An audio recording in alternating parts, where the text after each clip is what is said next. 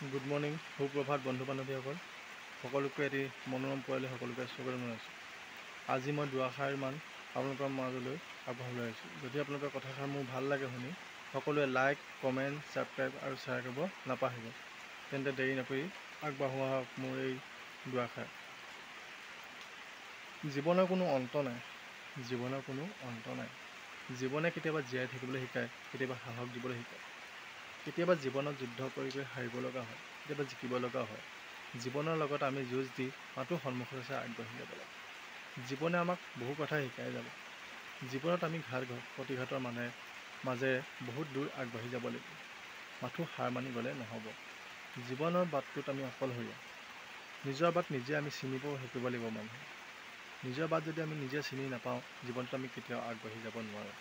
জীৱনে বহুত কথা শিকাব পাৰে, কিন্তু জীৱনৰ লগত আমি সদায় সময়ৰ লগত খোজ মিলাই একোটা জীৱনৰ লগত আগবাঢ়ি থাকিব লাগিব। জীৱনৰ মাজত কিছুমান বাধা বিঘিনি বহুত সমস্যা আহি যাব পাৰে, কিন্তু জীৱনৰ লগত আমি যুঁজ দি একতাৰে আগবাঢ়ি যাব লাগিব।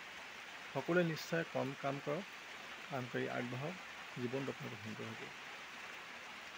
জীৱনত কাকো ধনী দুখীয়া, টকা পইচা, ধুনীয়া নহয় চেহেৰাবোৰ লগত তুলনা নকৰিব। মানুহে চেহেৰা পাহৰি যাব, কিন্তু সঁচা মৰম ভাল পোৱা কেতিয়াও পাহৰিব। যদি সঁচা মনৰ পৰা মানুহক বিচাৰিব পৰা যায়, তেতিয়া সেই মানুহজনক আপুনি সুন্দৰ। যাক আপুনি নিজতকৈ বেছি ভাল পাব, এদিন তেওঁ গুচি যাব। কিন্তু চেহেৰা পাহৰি যাব, কিন্তু মানুহৰ অন্তৰখন সদায় থাকিব।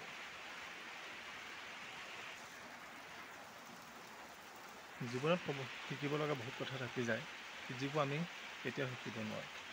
মাথো তাক আমি আঁকোৱালি লৈ জীৱনৰ মাজত আগবাঢ়ি যাব শিকিব লাগিব। জীৱনত বহুত কথা থাকি যায়, কিছু কেতিয়াও পোৱা নহয়।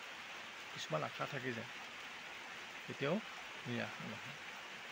আশাবোৰ এদিন ফুলৰ দৰে ফুলি উঠে আৰু মৰহাৰ দৰে মৰি যায়। জীৱনটো এখন টুলুঙা নাৱৰ দৰে, প্ৰত্যেকজন একোজন যাত্ৰী। গতিকে জীৱনৰ লগত সকলোৱে যুঁজি আগবাঢ়ি যাবলৈ শিকিব লাগে।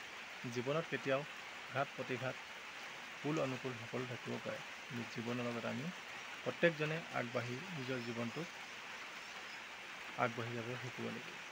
জীৱনত কেতিয়াবা ঘাত প্ৰতিঘাত আহি যাব পাৰে, কিন্তু কেতিয়াও থমকিব নালাগে।